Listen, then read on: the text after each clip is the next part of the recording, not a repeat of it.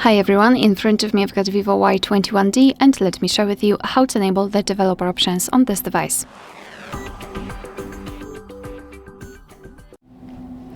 So let's begin with opening the settings, and here we have to scroll all the way down to find the option About Phone.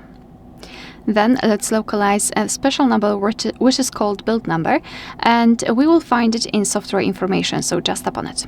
As you can see here, we've got the build number, so keep tapping on it until you'll see the information that you're in the developer mode. If you've got the screen lock, your device will ask you to enter it to confirm the whole step, but no worries, it's normal. After that, so after activating, we have to go back to the general list of the settings and go to System Management. Here we've got the developer options, so let's tap. And as you can see here, we've got plenty of advanced settings which we can customize, and basically everything works the same, just like in the regular settings. So if you want to turn on something, just tap on the switcher on it. So let me scroll to find the option that will actually show you maybe point and location. As you can see, it will be immediately applied, and of course you can turn it off the same way.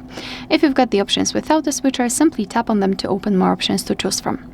If you're done with customization of developer options, you can turn them off. Just tap on the switcher which is pinned to the top of the screen. Just tap on it and the developer options will be turned off. Okay, just like that, but for some reason our device still wants to have it turned on. So you, instead of tapping on OK, just tap on cancel, and as you can see, most of the options will be inactive and the developer options should disappear from the system management. But of course, no worries, you can customize them again. Just go back to the build number step and keep tapping. Alright, so that will be all. Thank you so much for watching. Please hit the subscribe button and leave the thumbs up.